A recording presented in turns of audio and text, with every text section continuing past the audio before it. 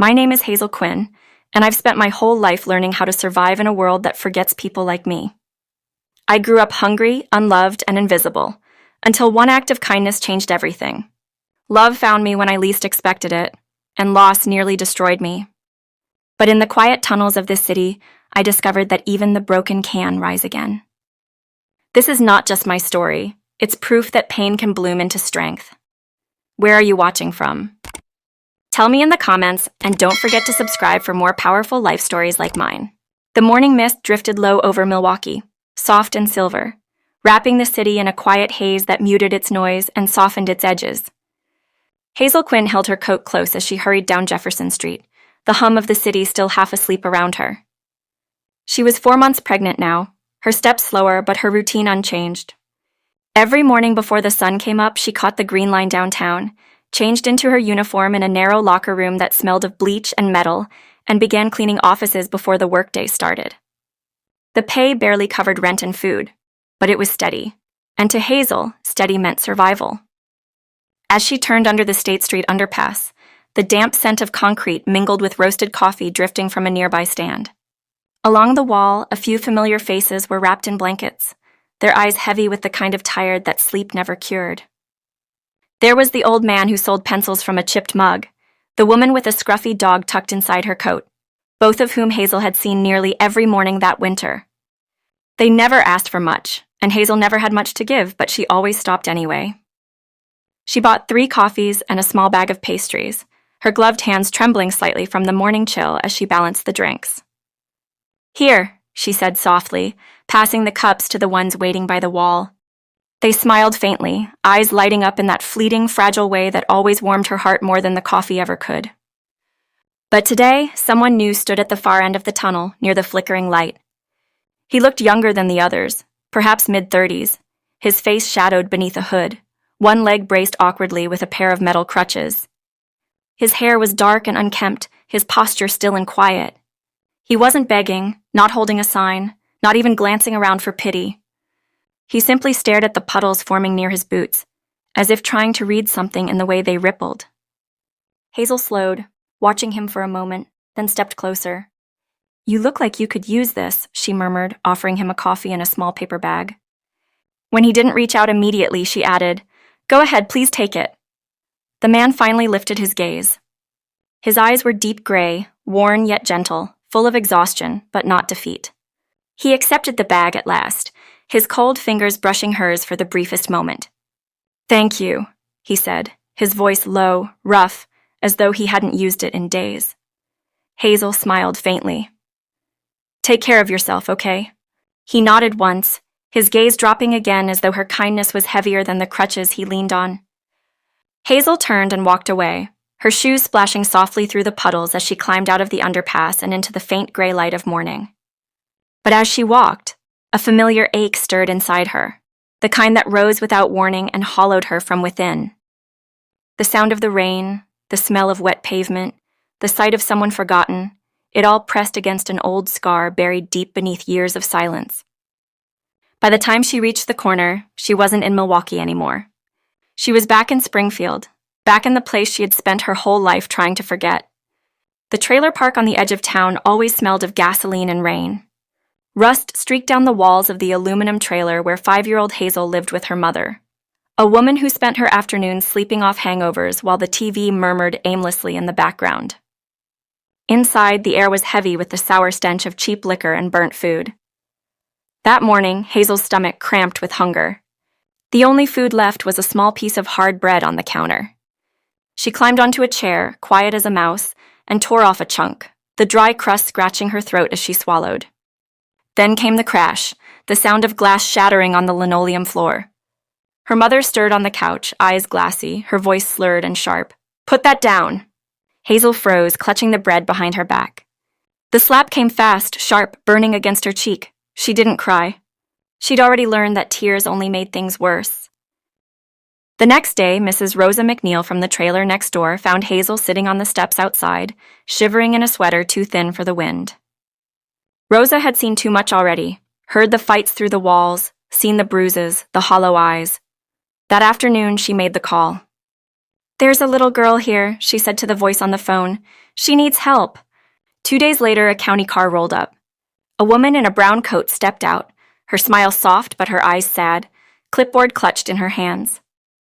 Hazel's mother screamed, cursed, threw bottles, but no one listened.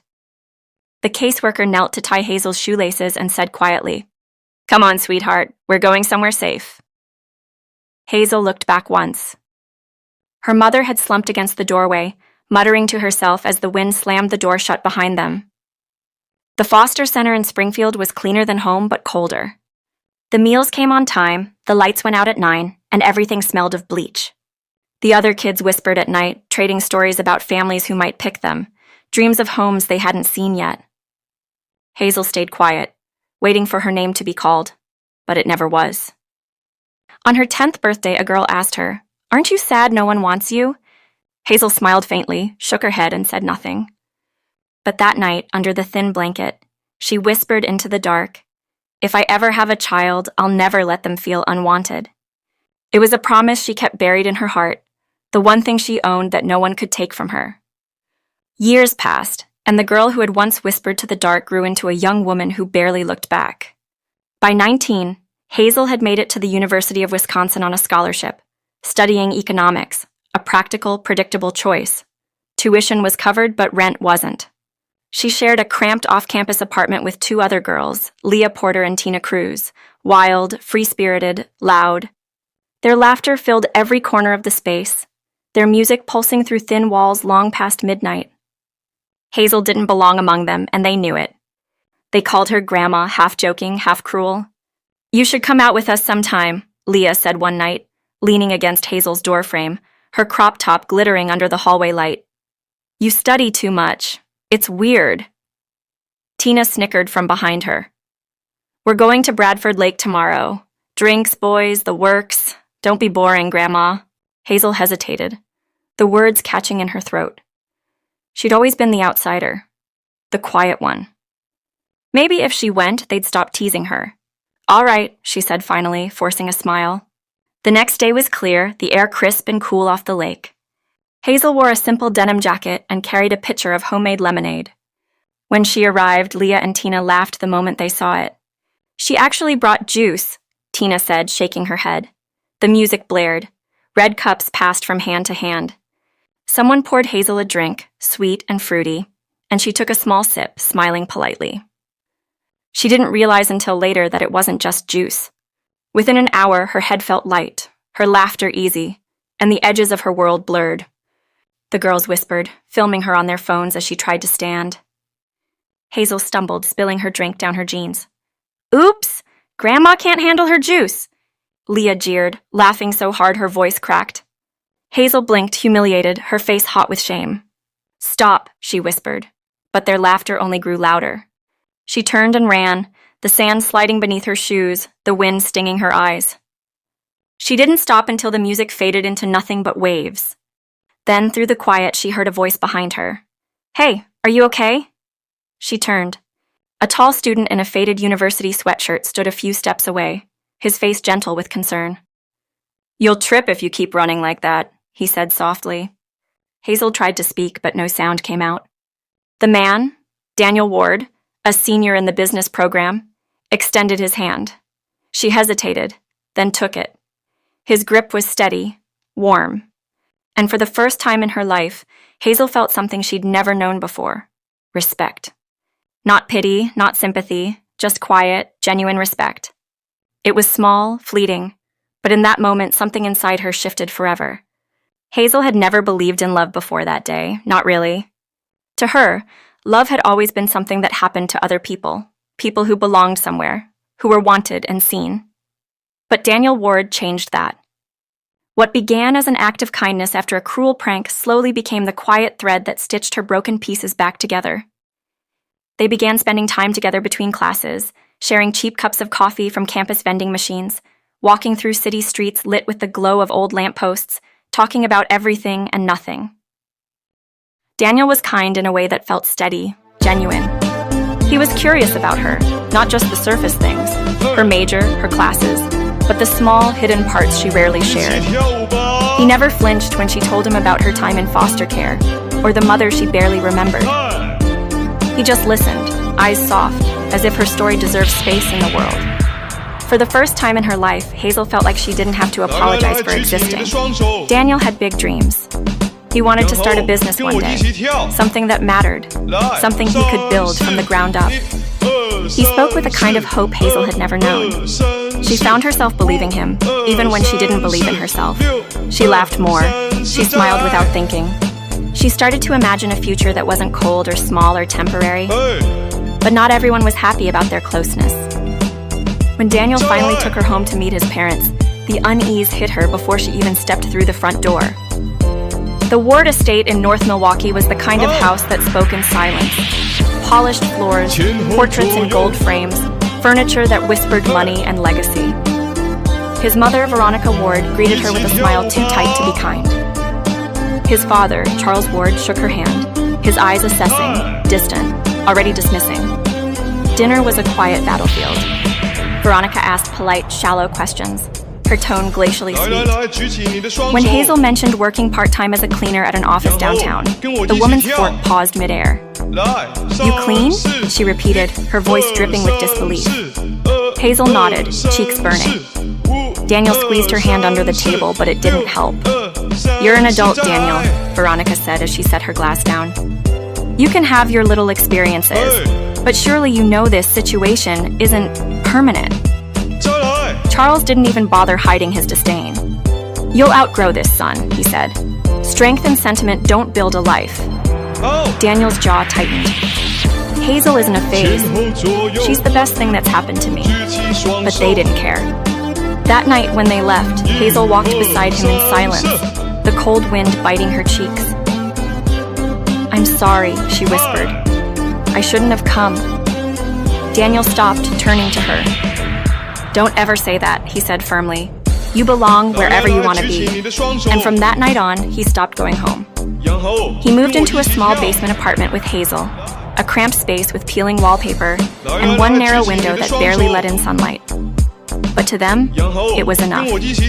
It was theirs.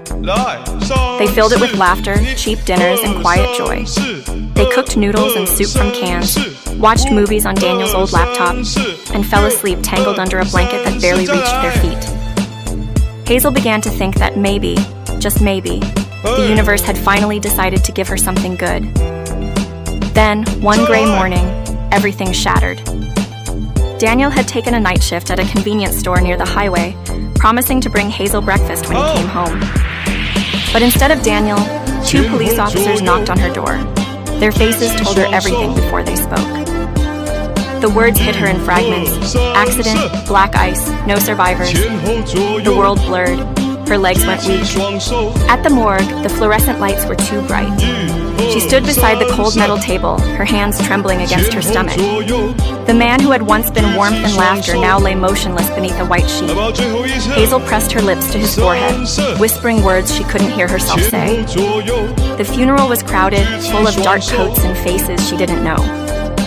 Veronica Ward's cries filled the chapel, high and raw, echoing through the marble walls.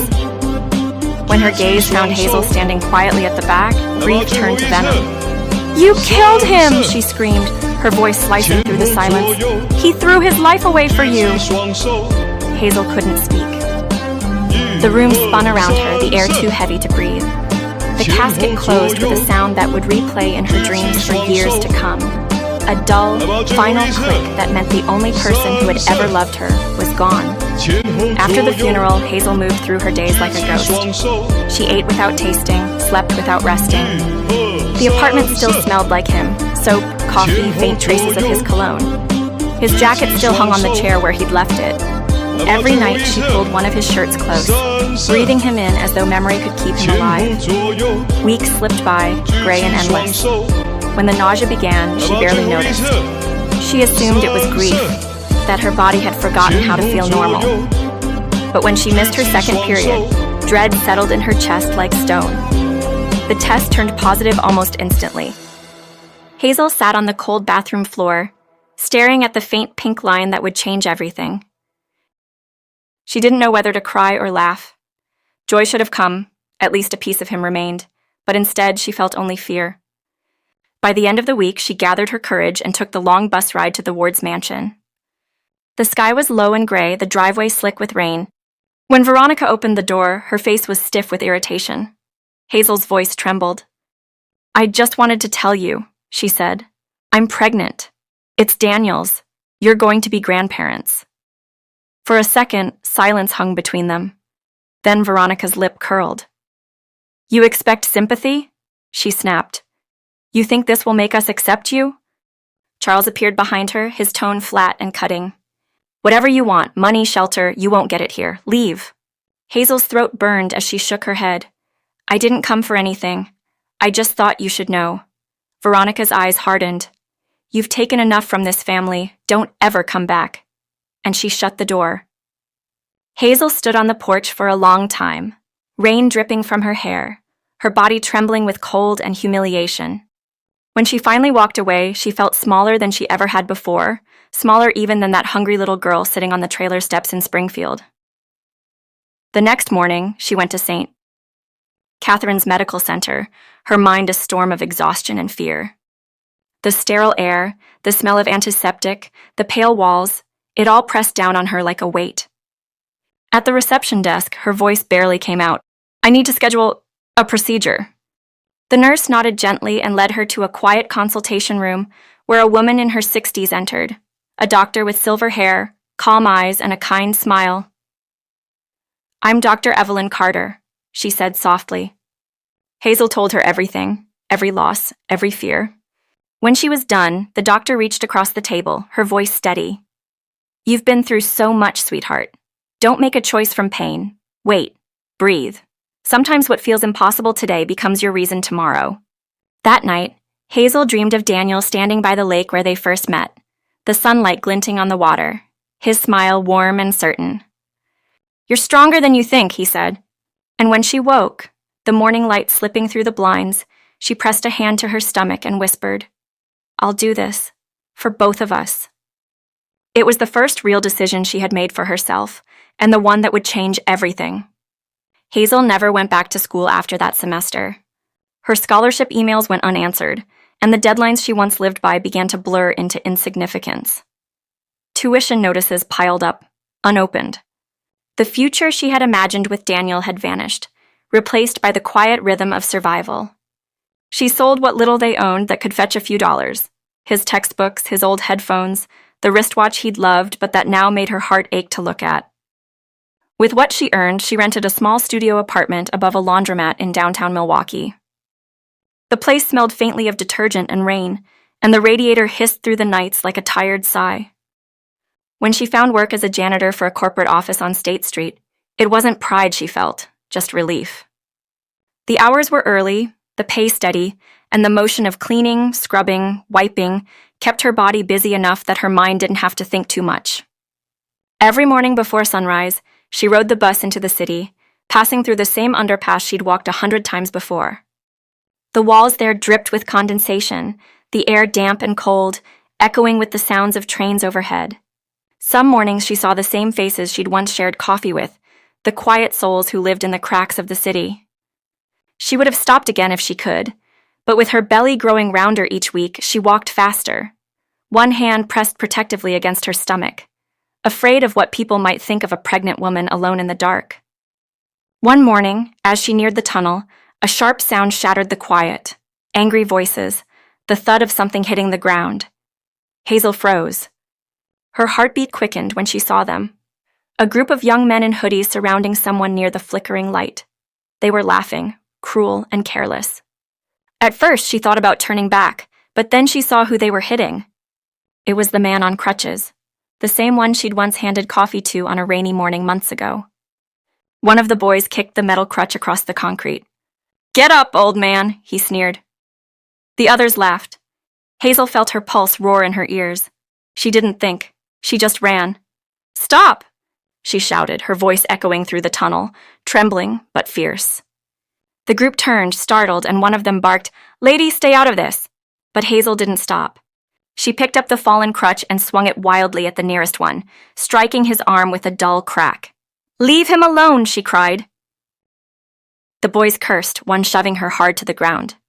Pain shot through her hands and knees, and instinctively, her arm wrapped around her belly. Panic filled her chest. She gasped, screaming as loud as she could, "Police! Somebody call the police!" The sound of sirens in the distance made them scatter like startled birds, disappearing into the rain. Hazel sat trembling, gasping for air, her body shaking. She crawled toward the man, who was struggling to sit up, his face pale, one leg bent awkwardly. "Are you okay?" she whispered. He winced, brushing a streak of blood from his lip. "You shouldn't have done that," he muttered, his voice hoarse. "They could have hurt you." Hazel let out a weak laugh, her breath uneven. "You were getting killed. What was I supposed to do, just walk away?"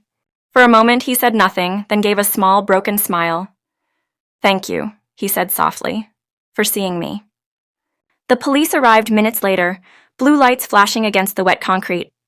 Hazel slipped away quietly before anyone could ask questions, heart still racing, clothes streaked with dirt and fear. The next morning she walked through the same underpass, unsure if she'd see him again. But he was there, leaning on his crutches, one hand holding 2 steaming cups of coffee. When he saw her, he smiled faintly. "You came back," he said. She smiled back, accepting the cup he offered. They stood in silence for a while, sipping, letting the noise of the city move around them. From that morning on, the underpass no longer felt as lonely. Every day, for weeks, Hazel and the man, who introduced himself as Eli Mercer, met there. Their conversations were short, but real. He told her he'd been an engineer before a construction accident took his leg and his savings. He'd lost everything within months, and the streets had swallowed him whole. Hazel listened, not with pity, but understanding. Sometimes they didn't speak at all. Sometimes they just stood side by side, 2 souls finding solace in shared silence. She learned that grief didn't always need words. Then one morning, Eli wasn't there. Hazel waited, her breath fogging in the cold, her eyes searching the tunnel. But all she found was an empty coffee cup on the ground and the soft drip of water from a cracked pipe. The emptiness clawed at her. All day at work, she couldn't stop thinking about it.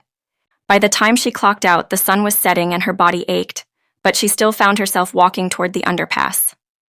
That's when she saw the flashing blue lights.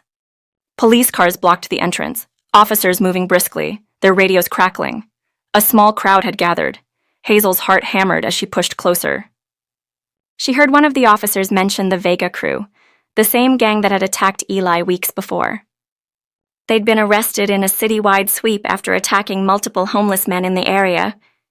Relief flickered in her chest, but when she asked if they'd found a man with one leg on crutches, the officer shook his head. "There was one taken to St. Catherine's this morning," he said, "injured but alive." Hazel's throat tightened. Without a second thought, she ran. At the hospital, the nurse led her to a dim room where Eli lay half asleep, his head bandaged, a faint smile forming when he saw her.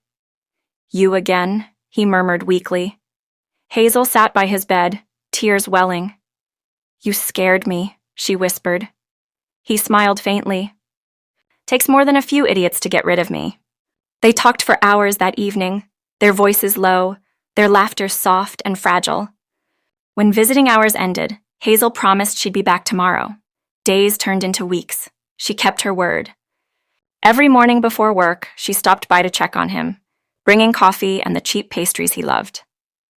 As her belly grew heavier, Eli teased her gently, calling her Supermom. When he was finally discharged, she helped him get into a small shelter downtown that specialized in helping disabled veterans and displaced workers. He refused her money but accepted her friendship. "You gave me something worth more than that," he said. "You reminded me people still see us." Hazel smiled. "You reminded me of that too." Months later, Hazel went into labor alone in her tiny apartment. The storm outside howled against the windows as she clutched the edge of her bed, breathing through waves of pain. When the baby finally came, small and perfect, she cried harder than she ever had. She named her Lila Grace, after the grandmother she never knew, and the Grace she'd somehow found again. When she looked into Lila's eyes, she saw both herself and Daniel, their strength, their quiet hope. Years passed, and the mornings in the underpass became just another chapter in a long story of survival. Hazel kept cleaning offices, moved into a slightly better apartment, and raised her daughter with fierce tenderness. Every year on the anniversary of Daniel's death, She brought flowers to the lake where they'd first met, whispering, "We're okay now." And sometimes on her way to work, she still passed under that same tunnel. The walls were brighter now, painted with a mural of faces, men, women, children, people the city had forgotten. At the bottom corner, painted in careful strokes, were 2 words that made her stop every time. For Hazel. She didn't know who had painted it, but she didn't need to. She smiled, the morning rain soft against her face, her daughter's laughter echoing faintly from the stroller beside her. The city around her still roared and ached and forgot, but she didn't. She had built something small and unshakable out of all the things that had once broken her. She had found meaning in the act of seeing others when no one had seen her. And as she disappeared into the crowd, coffee cup in hand, Hazel Quinn finally felt what she'd once thought impossible: peace.